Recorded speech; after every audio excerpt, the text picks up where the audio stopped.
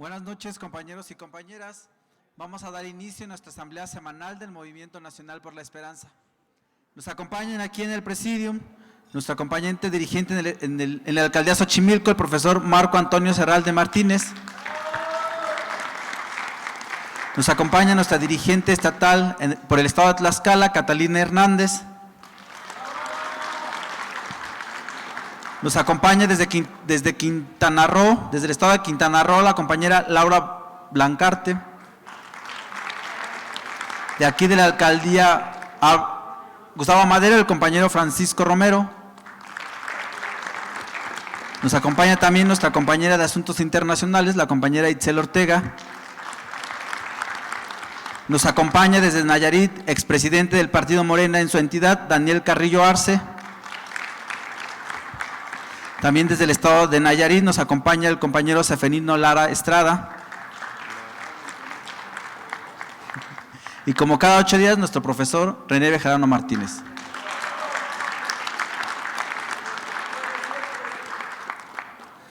Para iniciar con nuestra ronda de participaciones, le vamos a ceder el micrófono al compañero profesor Marco Antonio Serralde. Gracias. Bien, buenas noches, profesor René Bejarano Martínez, compañeras y compañeros. Nuestra lucha en la militancia ha sido de años y el día de hoy nos presentamos un grupo de maestros jubilados y compañeros afines a nuestros ideales. Y nosotros pertenecemos a Xochimilco. Por ese motivo, el grupo es Red Magisterial del Sur. Nuestros inicios se dan de hace muchos años atrás, pero acrecentamos más cuando fuimos comisionados en la sección 9 democrática, en la cual pues la historia la conoce muy bien el profesor René, y en la cual también fuimos parte de la red magisterial del sindicalismo de la sección 9.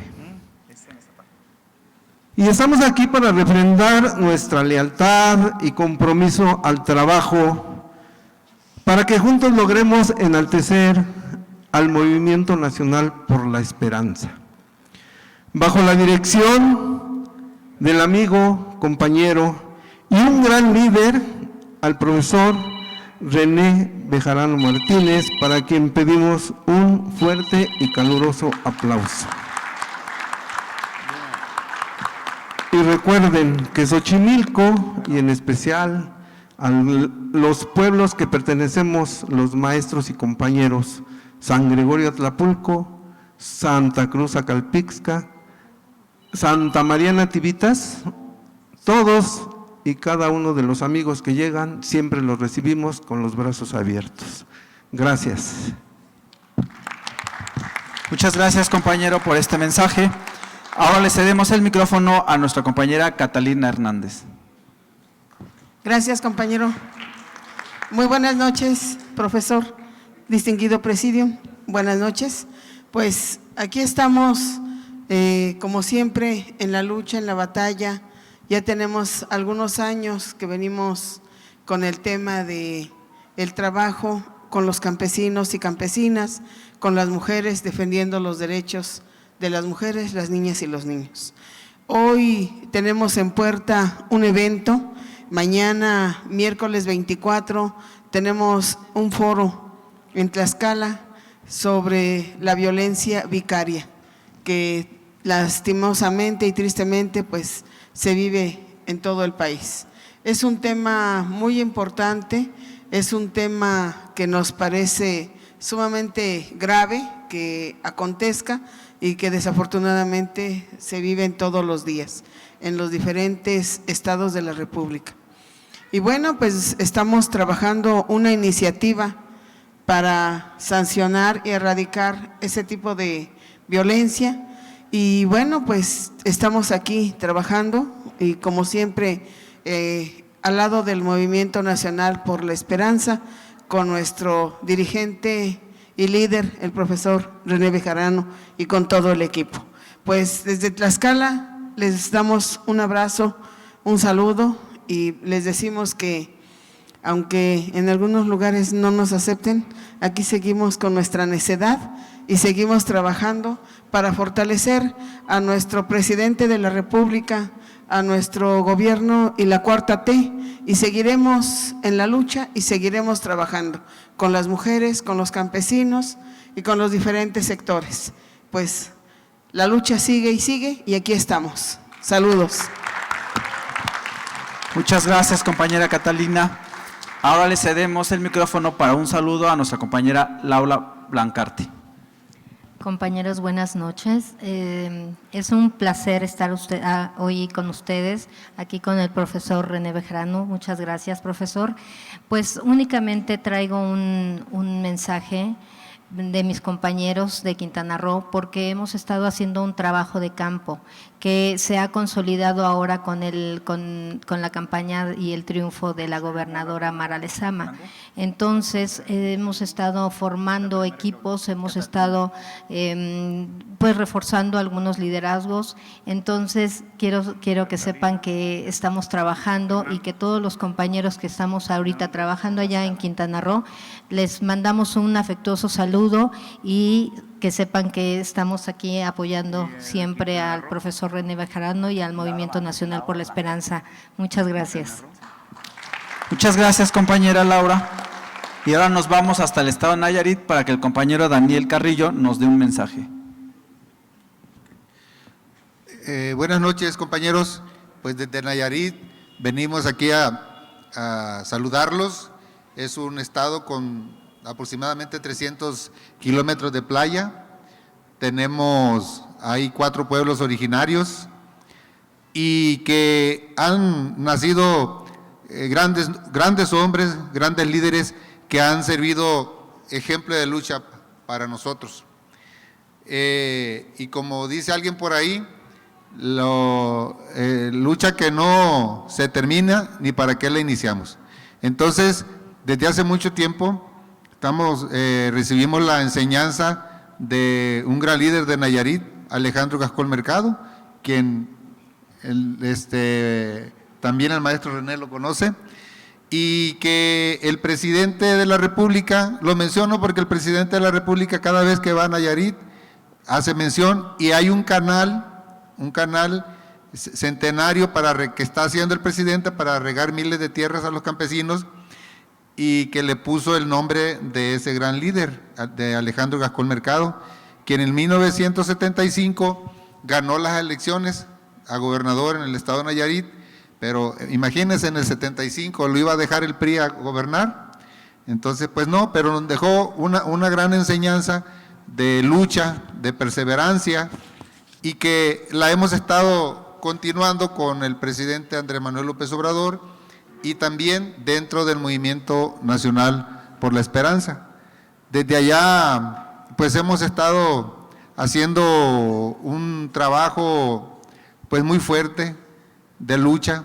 Ustedes saben que en la política hay muchos altibajos, pero como dice el presidente, caer, levantarse y caminar, caer, levantarse y caminar. No rendirnos, y aquí estamos para seguir trabajando por la transformación de nuestro país desde la trinchera que nos toque estar. Muchas gracias. Muchas gracias, compañero Daniel, por este mensaje.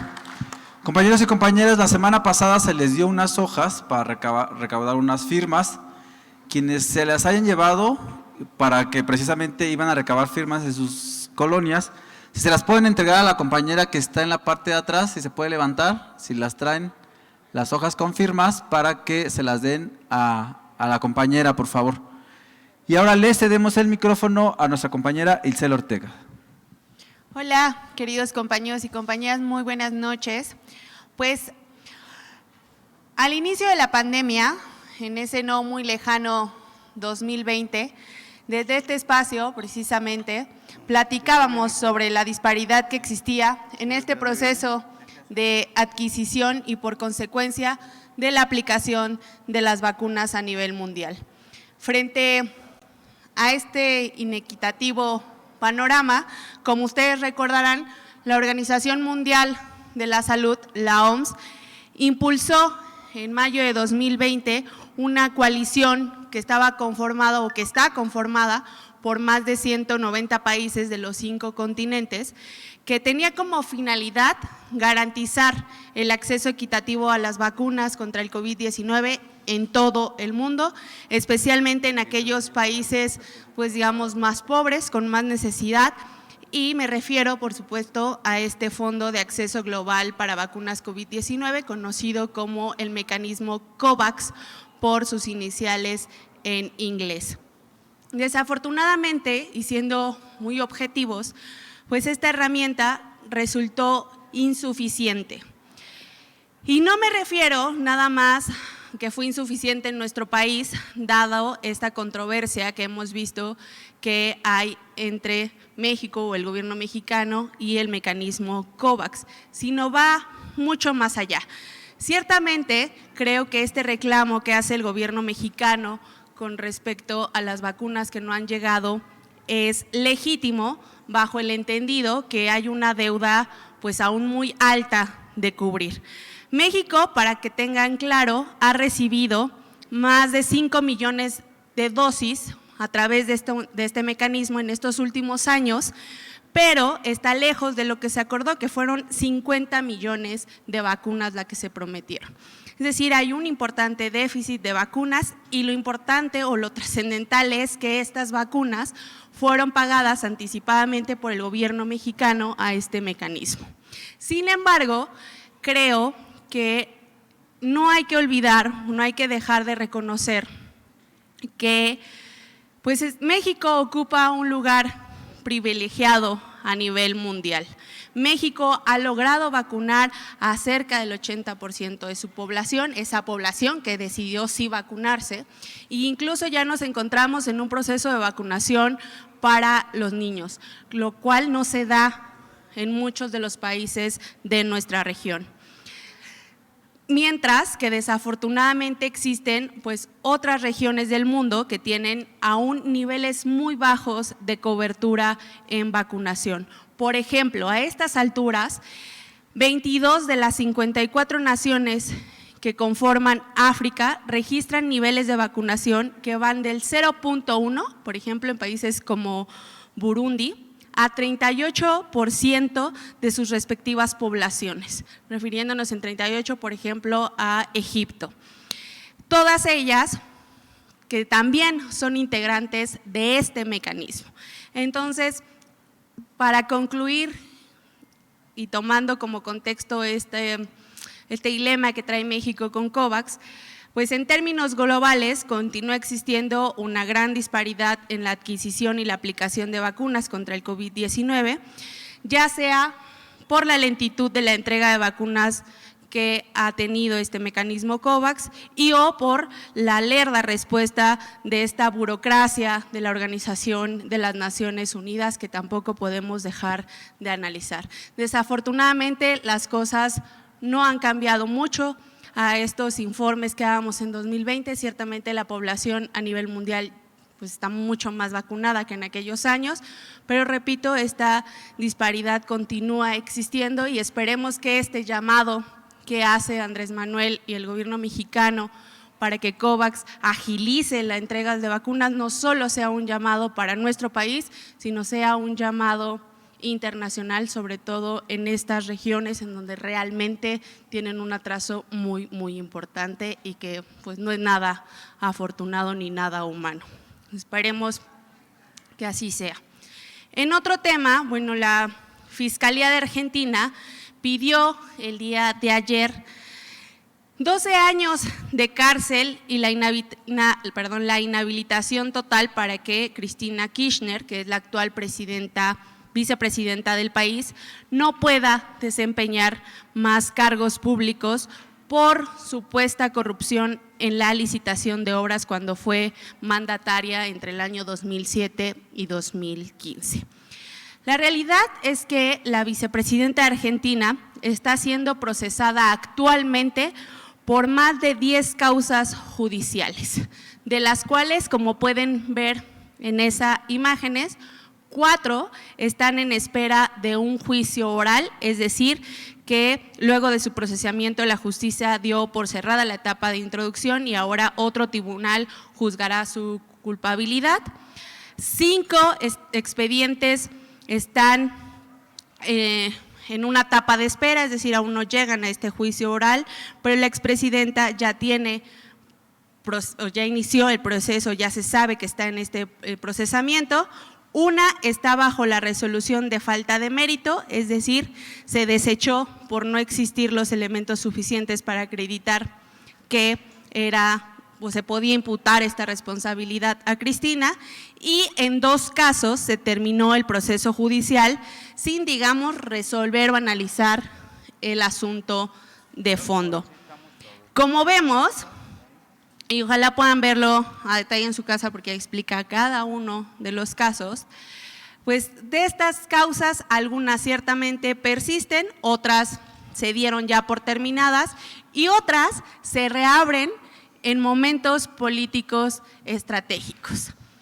Estas causas que pesan sobre la actual vicepresidenta tienen origen durante el mandato del expresidente Mauricio Macri, donde, digamos, el Poder Judicial que él propuso fue la que marcó la agenda política, los tiempos de la política argentina, en conjunto, por supuesto, con los medios de comunicación. Este proceso, pues se ha determinado o se ha llamado como lawfare. ¿Qué es este proceso? Pues es el uso indebido de los instrumentos jurídicos para fines de persecución política, destrucción de imagen pública e inhabilitación de un adversario político. Este mecanismo lo que hace es combinar aparentes acciones legales con una amplia cobertura mediática, con una amplia cobertura de prensa, para justamente pues presionar a esa persona que está siendo acusada y también a su entorno, es decir, compañeros en la política, familias, etcétera. De tal forma que este personaje pues sí se vuelva más vulnerable ante la población y que pues digamos la población compre esas acusaciones incluso antes de saber si son ciertas o no. El objetivo en concreto es lograr que pierdan apoyo popular para que no dispongan de capacidad de reacción del pueblo o de apoyo del pueblo. Específicamente en Argentina, el Poder Judicial perdió pues toda su independencia desde que llegó Mauricio Macri. Y esto no lo digo yo, no lo dice solo Cristina o los políticos de izquierda de Argentina. Incluso en el año del 2019, funcionarios de la ONU hicieron una relatoría especial en donde indicaban cómo los magistrados y abogados en ese país habían perdido total independencia, presentaron un informe en donde mostraban muchas anomalías de este poder y cómo estaba manipulado por el Poder Ejecutivo. Entonces, estas anomalías pues quedaron, digamos, ahí guardadas y el Poder Judicial pues continúa actuando de esta manera. Y desafortunadamente, lo que debemos tener muy claro es que esto no solo sucede en Argentina, está sucediendo actualmente con Correa y con todo el grupo del correísmo en Ecuador. Sucedió con el Partido de los Trabajadores en Brasil, ya lo platicábamos aquí la semana pasada, incluso esto hizo que Lula no pudiera participar en las elecciones del 2018 porque fue metido preso, aunque después dijeron, bueno, no fuiste culpable, pero ya habían hecho que él no pudiera participar en estas elecciones y en muchos otros países de la región. Me voy a permitir ponerles un video súper breve que creo que nos va a ilustrar perfecto esto que les estoy diciendo. El juez Sergio Moro, que encarceló injustamente a Lula, fue finalmente el ministro de Justicia de Bolsonaro y hoy se postula para el Senado. En Ecuador, persiguieron y metieron preso al vicepresidente Jorge Glass y judicializaron a gran parte del correísmo. ¿Y sabes qué? En Argentina sucedió lo mismo, con Amado Vudú y con integrantes del kirchnerismo. En toda América Latina, el lawfare adquiere una forma de guerra judicial y mediática orientada a perseguir gobiernos y dirigentes populares.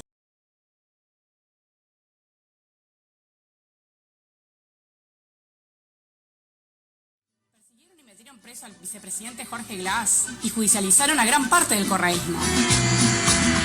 ¿Y sabes qué? En Argentina sucedió lo mismo, con Amado Vudú y con integrantes del kirchnerismo.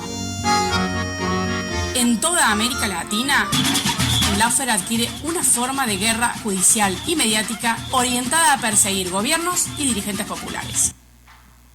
Bueno, si quieren ver el video completo, está en la página del CELAC, está muy interesante, pero dura bastante tiempo, entonces los invito y las invito a que puedan verlo. Pero la idea es reconocer que el lawfare es un proceso sistemático en la región y que por supuesto está teniendo alto impacto en la política de esos países. En el caso específico de Argentina, es claro que el objetivo es tener a Cristina pues permanentemente acusada, permanentemente sentada en el banquillo de las acusaciones, proyectar una imagen de una mujer culpable en los diarios, de una mujer corrupta en los diarios, en la televisión, en todos los medios de comunicación posible, con el único objetivo pues de este mecanismo, que es desacreditar políticamente a esta mujer, deslegitimar su trabajo y su defensa y borrarla como una líder política en Argentina, como la importante líder política que es en Argentina. Tengamos en miras que el próximo año hay elecciones en Argentina y de resolverse estos casos se darían las resoluciones en diciembre. Es decir, habría pues un golpe constante mediático que por supuesto tiene la manera de influir en la decisión electoral de las y los argentinos. La fuerza progresista que actualmente gobierna en la región, que no es poca, aquí hemos visto que afortunadamente hemos ido ganando terreno, sin duda debe centrarse precisamente en transformar y democratizar todos estos sistemas de justicia que tanto daño le hacen a los proyectos progresistas y de izquierda. Tienen que buscar crear nuevos mecanismos y nuevas normativas y nuevas figuras que permitan justamente contrarrestar este tipo de acciones o, como diría el presidente, este tipo de complots para que pues las instituciones democráticas no sufran y entonces los proyectos progresistas que han logrado llegar a los gobiernos en la región realmente puedan concretar las transformaciones que son tan importantes para el bienestar de nuestros pueblos. Entonces, pues espero que esta información les sirva, les pido le demos seguimiento a este importante tema allá en Argentina y los invito a ver los materiales que mandaremos en la presentación. Muchas gracias y muy bonita noche. Muchas gracias, compañera Itzel, por este breve recorrido latinoamericanista. Ahora le vamos a ceder el micrófono a nuestro compañero Seferino Lara. Buenas noches, compañeras y compañeros. No venía yo a esto, pero al escuchar los compañeros me dieron ganas de decirles algo que Nayarit, en todas las partes del estado, el nombre de René Bejarano es bien escuchado y es bien recibido. No he podido estar por otras causas en sus últimas visitas, compañero, pero estaremos atentos. Nos ha visitado, ha dejado siempre algo allá, en los jóvenes, en los hombres, en las mujeres. Y pues, hombre, es mi reconocimiento muy grande para ti, Bejarano, porque hace unos 26 años que empezamos a chingarle al cambio y no le vamos a aflojar. Qué bueno que no te cansas. Y siempre yo diré que detrás de un gran hombre hay una gran mujer, como detrás de una gran mujer hay un gran hombre. y mi aprecio y mi abrazo y mi saludo fraterno para tu señora, doña Dolores Padierna. Mis respetos grandes para ella. Por allá la saludamos ya en Nayarit, ya estuvo allá. Este movimiento y otros más, siempre he sabido a mis 75 años que en torno a un proyecto, solamente en torno a un proyecto, se puede mantener la organización y crecer la organización. Si no hay proyecto, no hay nada. Tenemos uno importante, el grande, pero yo quiero aquí en este momento empeñar la palabra de un proyecto que como ingeniero agrónomo, hace 54 años que egresé de la universidad, y he andado en el campo siempre con los campesinos, y he volteado a la Sierra Madre Occidental, como he volteado a todo el país. Y cuántas tormentas y cuántas lluvias y cuánta agua tenemos en el país, pero cuánta desgracia provocan, más que beneficios. Yo creo que un proyecto nacional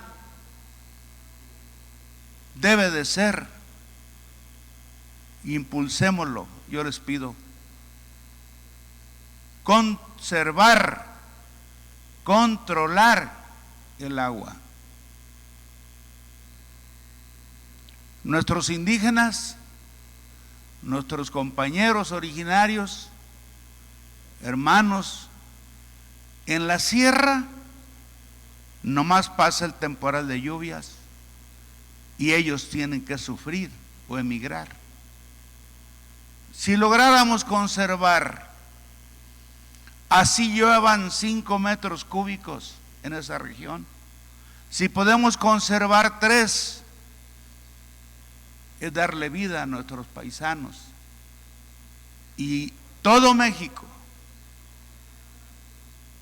Si se hiciera un proyecto, y ahí sí que quiero un reto al compañero René Bejarano, un proyecto nacional para conservar el agua, un proyecto nacional para controlar el agua. Es infraestructura, desde obras grandes, magníficas, como las grandes presas que tenemos, como un Hawái pequeño para una familia o 2 o 3.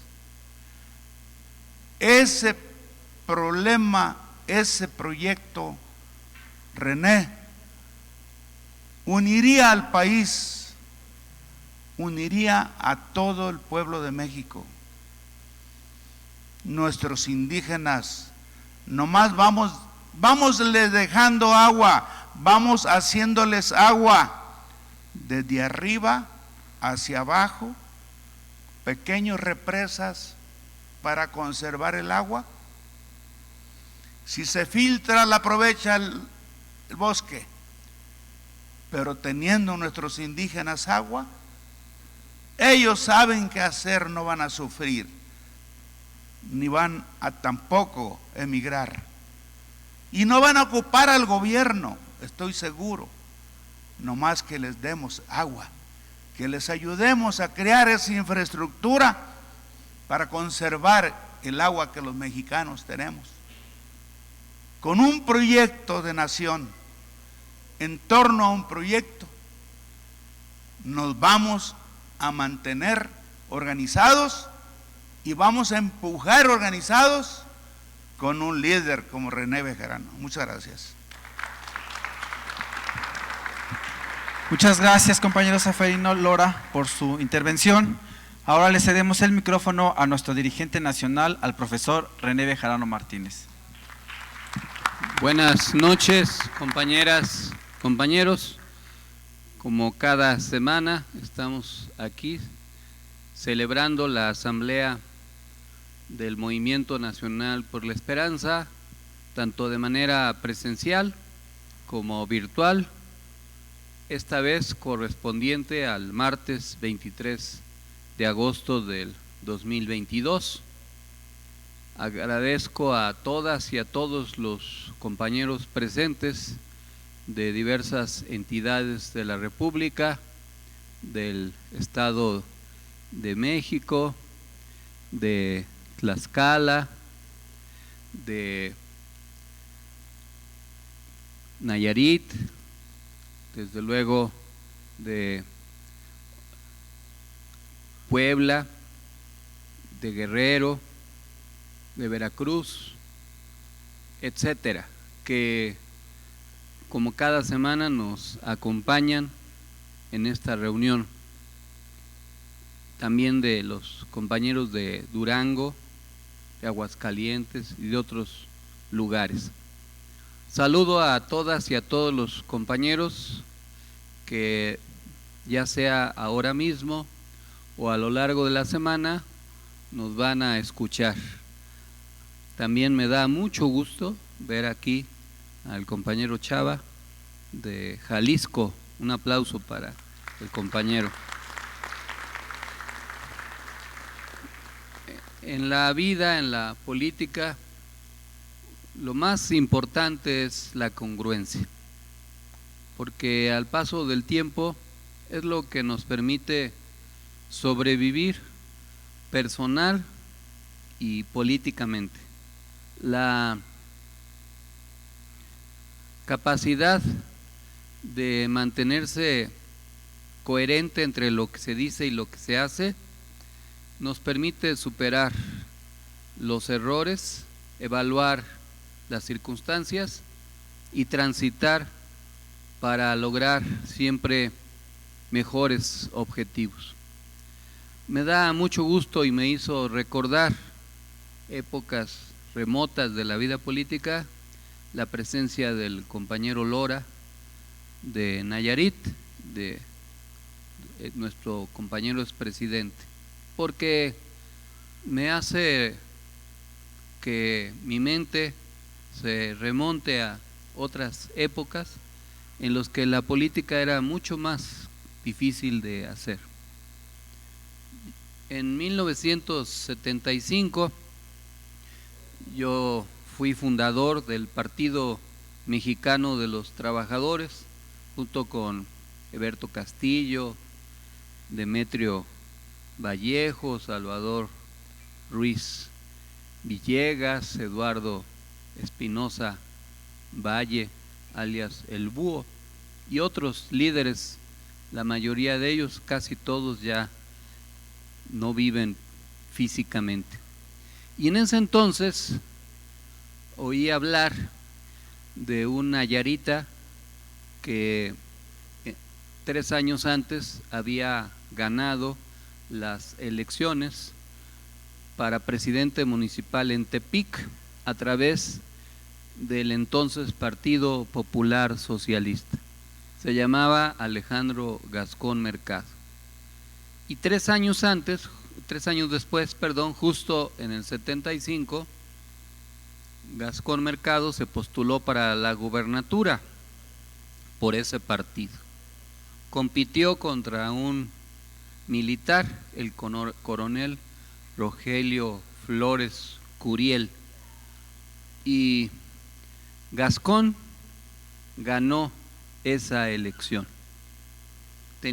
Había hecho un muy buen gobierno municipal, tenía mucho carisma, una gran capacidad de comunicación, y aunque su formación política e ideológica era una extraña mezcla de lombardismo mezclado con marxismo, leninismo e ideas nayaritas, lograba conectar muy bien con la población de aquel entonces. Pero como se sabe, el sistema de partido de Estado no permitía disidencias que triunfaran electoralmente.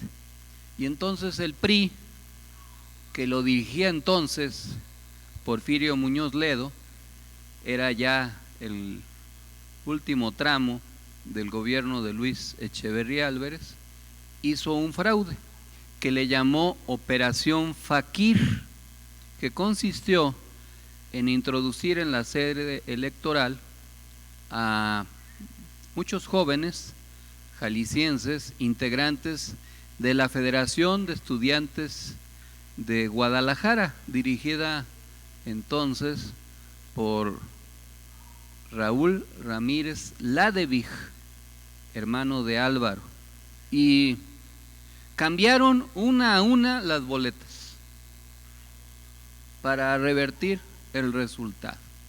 Y cuando se dio a conocer el resultado, pues entonces no había ganado Gascón, sino supuestamente el candidato del PRI. El presidente nacional del Partido Popular Socialista era Jorge Cruikshank García, y él inescrupulosamente negoció con Porfirio Muñoz Ledo que a él, a Cruikshank, lo postulara el PRI como senador de mayoría por Oaxaca, a cambio de que reconociera el triunfo de Flores Curiel. Y así sucedió. Gascón convocó, como años muchos después lo hizo Cárdenas y Andrés Manuel, entre otros, a grandes concentraciones en Nayarit, cuando no era una entidad muy poblada. Llegó a juntar en la plaza principal de Tepic hasta 30,000 personas que protestaron por ese fraude electoral. Y ante la amenaza represiva del Estado, porque además el candidato del PRI era un militar, Gascón decidió escindirse del PPS y formar otro partido que llamó Partido del Pueblo Mexicano. En ese partido militaron la mayor parte de los líderes que acompañaban a Gascón entonces: Salvador Castañeda O'Connors, Sabino Hernández Telles, Manuel Stephens García, el jalisciense Álvaro Ramírez Ladevig, de allá de Baja California, de Tijuana, Graciela Romo Medina, de La Paz, Renal Liera, etcétera. Tengo grabado en mi memoria todos los nombres de muchos de esos líderes. Y ese partido dio la batalla por seguir oponiéndose entonces al PRI, y en 1981, 6 años después, Gascón Mercado, junto con Roberto Jaramillo Flores del Partido Socialista Revolucionario, Manuel de Jesús Terrazas Guerrero de la Unidad Izquierda Comunista, Arnoldo Martínez Verdugo del Partido Comunista Mexicano y desde luego el compañero Eberto Castillo del PMT, llamaron a formar un nuevo partido, la Unidad de la Izquierda se llamó, en 1981. Ese partido se fundó en noviembre de ese año y se llamó Partido Socialista Unificado de México. El PMT se arrepintió de la unidad porque Eberto quería ser el candidato a presidente en las elecciones del 82 y la mayoría de los otros partidos pensaban que había que postular a Arnoldo, y entonces el PMT finalmente no entró a la unidad, pero un sector del PMT nos inconformamos y entramos al PESUM. Y ahí en el PESUM fue que yo conocí personalmente a Gascón Mercado. Estuvimos militando en ese partido 4 años, pero hubo muchos problemas en su vida interna.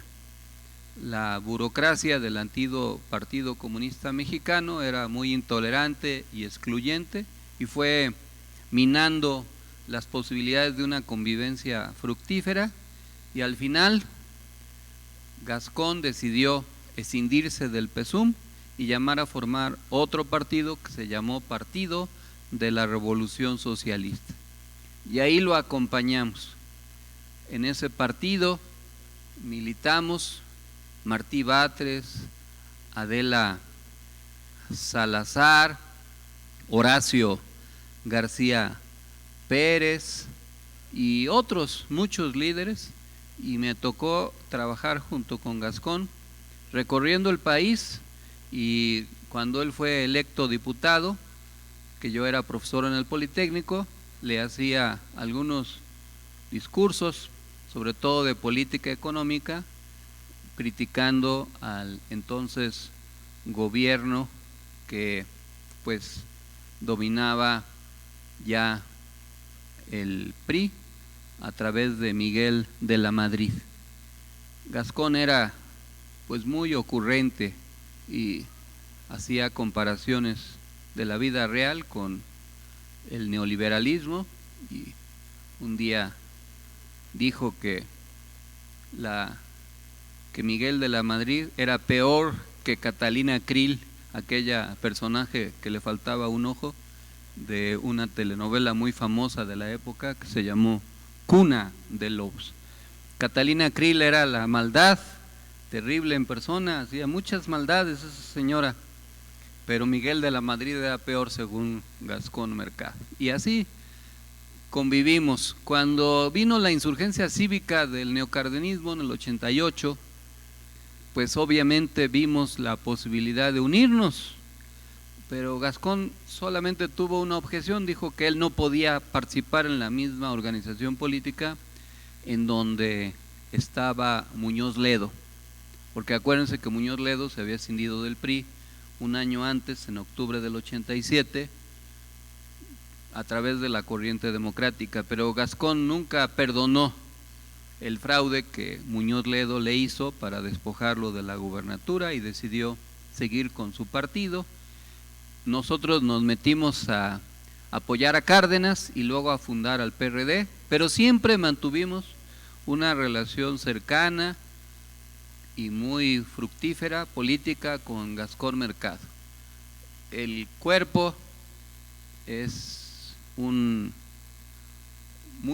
importante para la política.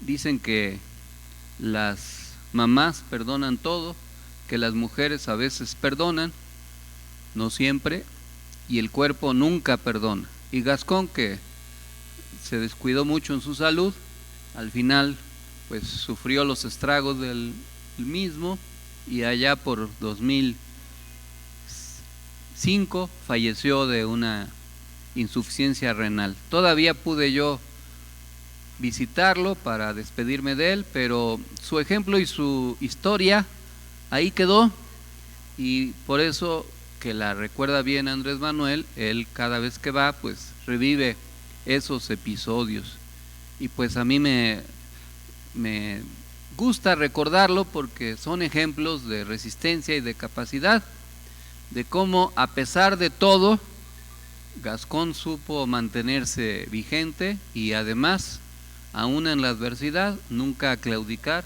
de sus ideales. Eso es parte de lo que nosotros tenemos que seguir haciendo siempre, no olvidar que los hombres dejan de existir, pero su ejemplo y sus ideas prevalecen si se mantienen fieles a sus ideales y sus principios, y eso pues es algo que hay que recordar. Perdón que haya hecho esta digresión inicial, pero aprovecho la presencia de nuestros amigos nayarites. En los temas de la semana se habló del COVID, de la posible nueva ola, aunque los contagios llevan 6 semanas a la baja, no se puede descartar un posible repunte de casos durante los meses más fríos del año, que son octubre, noviembre y diciembre, donde además confluye con la etapa de la influenza estacional. Ya estamos por entrar a ese periodo. Les recordamos, los que tenemos más de 50 años, vacunarnos y estar pues cuidándonos para los cambios bruscos de temperatura, etcétera. Si duermen acompañados, que no los descobijen para que no les entre un aire colado. Ya mencionó la compañera Itzel del tema del mecanismo COVAX, por sus siglas en inglés. Aunque se amagó con una demanda, pues ya se comprometió a este mecanismo a entregar las vacunas que van a servir para vacunar a menores de edad. También se informó que el Instituto de Salud para el Bienestar identificó 51 empresas que distribuyen medicamentos apócrifos al sector público y evaden impuestos. Y obviamente esto pues se va a corregir. Un tema muy importante de la semana fue el informe de la Comisión de la Verdad acerca del destino de los 43 normalistas de Ayotzinapa. El jueves pasado, el subsecretario de Gobernación, Alejandro Encinas, dio a conocer un informe preliminar sobre la desaparición de los normalistas, informe en donde afirmó que mediante una acción concertada desde el aparato organizado del poder se cometió un crimen de Estado. La publicación del informe tuvo la primera consecuencia este viernes con la detención en México del exfiscal de la República, Jesús Murillo Cara, acusado de desaparición forzada y tortura en el caso Ayotzinapa.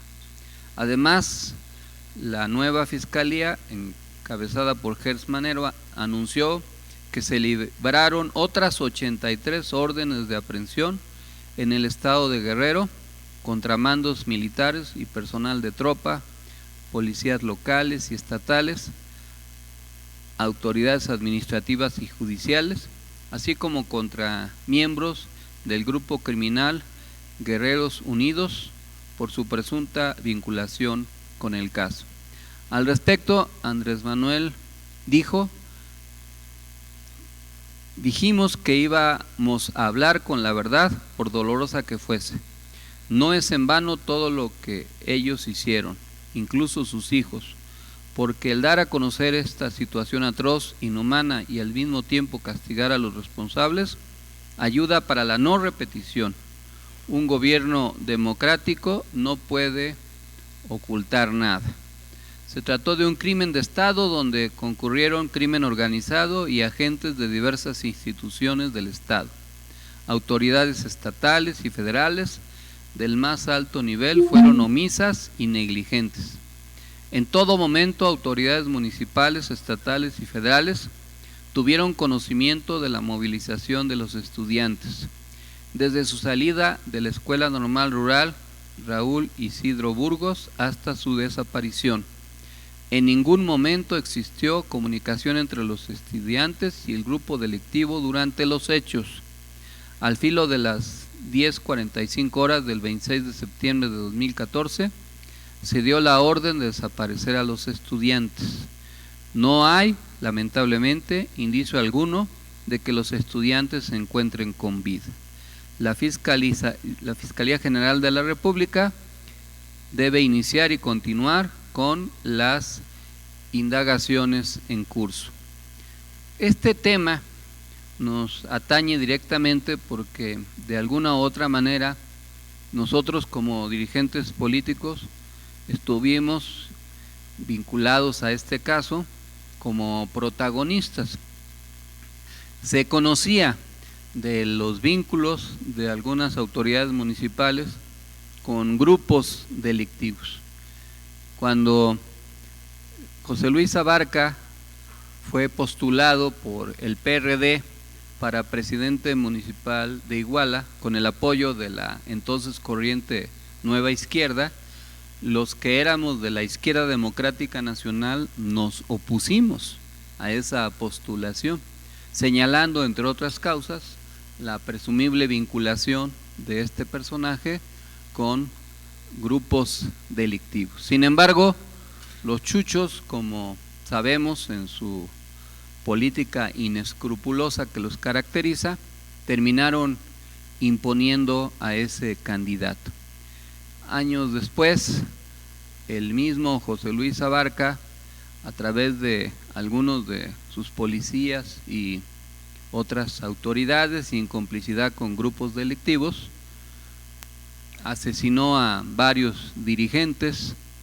Recuerdo que al precandidato a presidente municipal del Movimiento Ciudadano lo ejecutaron, al síndico, sobrino de Félix Salgado, Justino Carvajal Salgado, esposo de nuestra compañera Ave María, pues fue también ejecutado, y un grupo de compañeros del movimiento y de la IDN de entonces, encabezado por Arturo Hernández Cardona, también fue asesinado, y nos tocó conocer esa historia porque habían secuestrado a 7 de ellos y 3 lograron escapar y me fueron a buscar y me narraron cómo el propio presidente municipal en persona había ejecutado a Arturo y cómo estaba involucrado su secretario de Seguridad Pública, etcétera. Nosotros fuimos denunciando estos hechos, se tenía una enorme desconfianza de la autoridad estatal y desde luego municipal, y se pidió que la Fiscalía General de la República, entonces encabezada por Murillo Caram, atrajera las investigaciones. La Comisión Permanente del Senado de la República, a solicitud de Dolores, que era senadora entonces, aprobó en 2 ocasiones, por unanimidad, solicitarle a la FGR que atrajera las investigaciones. No había voluntad. Fue entonces que yo solicité una reunión con Murillo Caram, ahí en la antigua sede de la Fiscalía. Estuvo presente la que entonces era funcionaria, que después fue diputada del PRI, Mariana Benítez. Me acompañó la entonces diputada Aleida Alavés, y les pusimos a Murillo Caram lo que nos constaba, y le pedíamos que atrajera las investigaciones para que se detuviera al alcalde y se desmantelara ese grupo delictivo. 10 días después, Murillo Caram declaró que no había elementos para que la Fiscalía atrajera la investigación. Nosotros no dejamos de señalar este hecho. Incluso uno de los sobrevivientes, Nicolás Mendoza Villa, logró tener el valor suficiente para presentarse en la Fiscalía del Estado y denunciar los hechos. La Fiscalía del Estado, entonces encabezada por Iñaki Manero, hizo un desglose a la Fiscalía General de la República para que se hiciera esa investigación, pero ni aún así la CEIDO procedió, y pues siguieron los actos delictivos, y fue que meses después se dio la masacre de los estudiantes y la desaparición forzada de los normalistas de Iguala. Tuvimos que denunciar esto públicamente. Toda esta historia la narré en una entrevista larga que le di a Carmen Aristegui, y entonces fue que yo acudí personalmente junto con los sobrevivientes a presentar la denuncia, y ellos atestiguaron que lo que yo decía era cierto, porque además pues, ellos me lo habían platicado. Fuimos, la presentamos y luego la ratificamos para que se procediera en contra de los responsables. Esa denuncia es la que principalmente sirvió para que Abarca no recuperara su libertad, porque la Fiscalía General de la República buscaba la manera de que quedaran impunes muchos hechos, y como ahora se demuestra, pues se fabricó la llamada verdad histórica. Hubo toda una operación política para encubrir los resultados, y eso pasaba porque el PRI recuperara el gobierno del Estado. Cuando Ángel Aguirre Rivero dejó la gubernatura, pues hubo una negociación, que yo también denuncié, entre los chuchos con el PRI para poner un candidato a modo que les permitiera al PRI recuperar la gubernatura y poder acomodar las cosas. Y si no hubiéramos ganado la presidencia de la República, probablemente la verdad histórica hubiera sido la que prevaleciera, con una serie de versiones que no son verdad, que no están vinculadas con lo que realmente sucedió. Como en otros episodios, cuando la verdad oficial se impone, pues aunque haya otros indicios, al final eso es lo que resulta.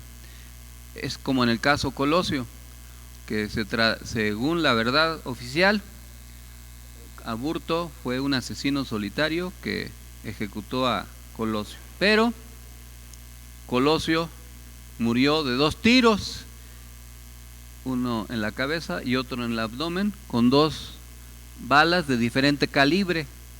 ¿Cómo va a ser entonces que un asesino disparara en 2 ocasiones a Colosio con 2 pistolas cuando solo vimos una? Es obvio que hubo una conspiración de Estado, pero como Salinas fue el que en realidad condujo esa investigación, se impuso una verdad oficial. Y así han pasado muchos episodios en la historia, pero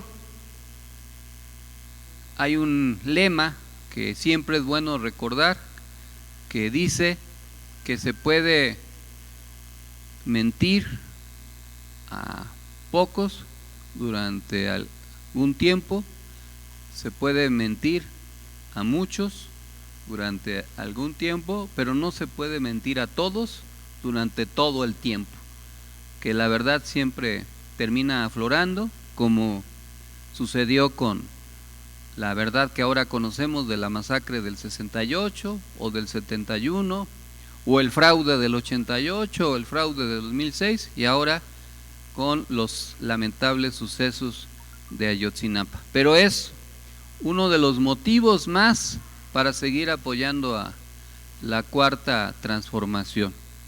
Necesitamos explicar este asunto y defender lo que se está haciendo, porque se está haciendo justicia.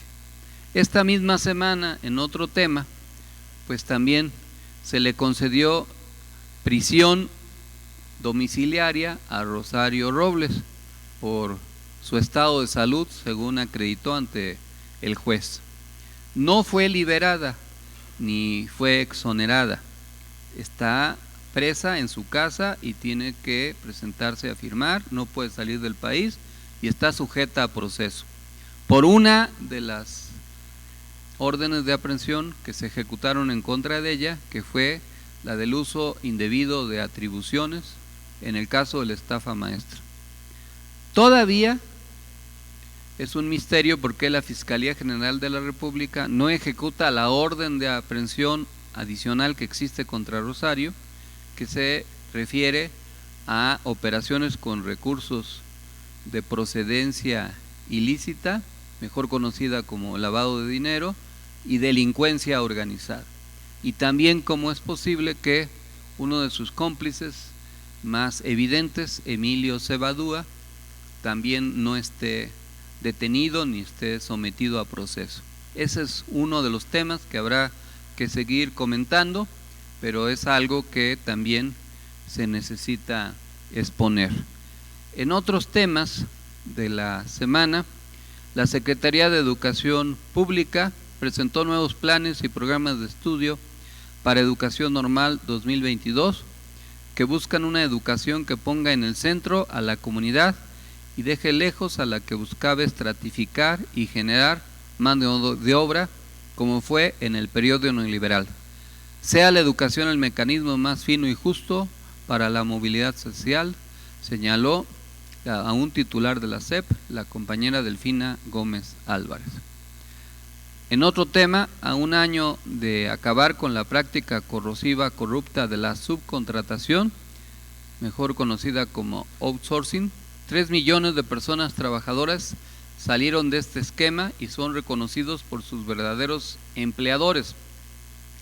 Esto significó incrementos en el salario del 20% y de más del 100% en reparto de utilidades, afirmó la titular de la Secretaría del Trabajo y Previsión Social, Luisa María Alcalde. Otro tema también importante, a pesar de las críticas que se hacen al modelo económico, es el incremento de la inversión extranjera directa. Al cierre del primer semestre del 2022, México recibió 27.511.6 millones de dólares en inversión extranjera directa, lo que representó un aumento del 12% respecto a los 18.433.5 millones del mismo periodo del año pasado, informó la Secretaría de Economía. Como ya lo mencionó Itzel, estamos atentos a lo que sucede en el continente y 2 elecciones se avecinan importantes, una en Brasil, como ya lo hemos comentado en estas asambleas, en donde el favorito para triunfar es el compañero expresidente Ignacio Lula da Silva del PT, pero se ha iniciado un proceso para tratar de que la izquierda pierda el poder en Argentina mediante las causas judiciales contra la expresidenta Cristina Kirchner. Se pospuso hasta diciembre la determinación judicial y este es un reto porque si se desgasta mucho, si se mantiene mucho este tema en la opinión pública, pues eso va a generar efectos político-electorales. Ya vamos a estar atentos a ello. Les mandamos como cada semana los temas que significan abonos tácticos, equilibrios, contrapesos y mermas coyunturales en la cuarta transformación. También les comentamos el nivel de aprobación del presidente que se maneja en un rango del 60%, tanto en la encuesta de consulta Mitofsky como en el de esta otra casa encuestadora, TR Research International. En lo que se refiere al comparativo mundial, pues ahí también se puede observar el nivel de aprobación que tiene nuestro presidente comparado con otros presidentes y también este cuadro comparativo correspondiente. Por eso también, y finalmente quiero comentar, es necesario cuidar el proceso político de Morena. Las próximas semanas vamos a hacer una reflexión de cómo se está transformando Morena a raíz de el proceso interno que se está viviendo. Es un complejo proceso de recomposición y reacomodamiento que tiene muchas características, que tiene claroscuros y que es importante valorar de manera objetiva en las virtudes y los defectos que pudiera tener. Esta semana se celebraron algunos consejos estatales, sobre todo en algunas entidades donde no había mayores problemas. Queremos extender la felicitación a todas y a todos los líderes que fueron electos tanto en el Consejo Estatal o en los comités ejecutivos estatales.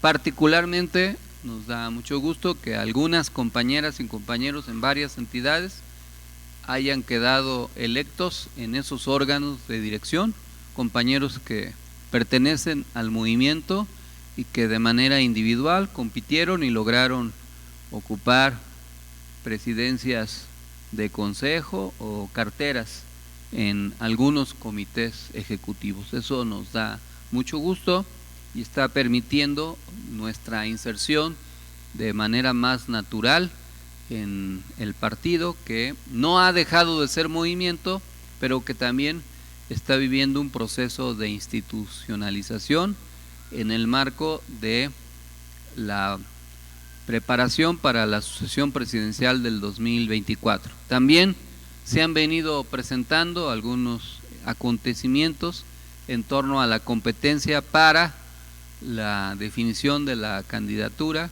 de hombre o mujer que Morena habrá de presentar en la presidencia de la República y que también habrá que ir comentando para ir orientando una definición.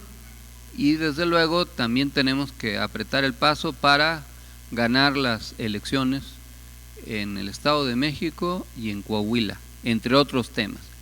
No olvidar que hay una agenda legislativa pendiente, particularmente el tema de la Guardia Nacional y otros aspectos, y que también hay una conflictiva relación política con otros partidos, particularmente con los de el bloque conservador, del PAN, del PRI y del PRD. Tenemos que ver con calma todo el proceso y seguir trabajando para no equivocarnos, seguir en esta ruta. Este fin de semana habrá otros consejos estatales, se van a repetir algunas asambleas distritales y se tienen que llevar a cabo los 32 consejos estatales y luego se habrá de llevar a cabo también el Congreso Nacional y ya después de ese proceso pues veremos cómo nos adecuamos a las nuevas circunstancias sin dejar de trabajar. Pero como les dije al principio de este mensaje, lo importante es la congruencia a pesar de todas las dificultades. La importancia de que la conducta de las personas sea coherente entre lo que se predica y lo que se practica, que no haya una contradicción y se pueden soportar traiciones de otros actores. Si uno es congruente, al final queda claro quién no lo fue. Pero lo que no se debe nunca hacer es traicionarse a uno mismo o a lo que uno ha sido y pretende ser. Eso fue lo que hizo Rosario Robles. Ella fue un tiempo líder de izquierda, supuestamente iba a combatir el viejo régimen de partido de Estado.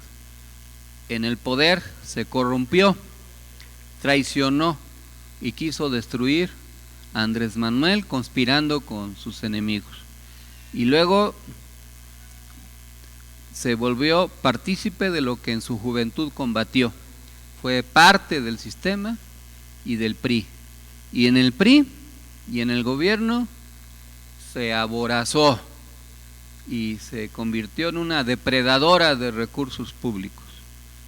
Y ahora se llama a víctima cuando a todas luces es responsable de haber usufructuado para beneficio propio y de otras personas miles de millones de pesos. Esa es la verdadera causa y aunque ahora tenga prisión preventiva domiciliaria y esté sujeta a proceso, ahí está la historia. Y los que fuimos víctimas de esa conspiración, aquí estamos, aquí seguimos y seguiremos luchando por lo que siempre hemos buscado, desde nuestra más temprana juventud hasta ahora que ya somos jóvenes vitalicios. Así será. Muchas gracias, compañeras y compañeros. Ahora, para concluir nuestra asamblea semanal, nos ponemos de pie para poder entonar nuestro himno nacional mexicano.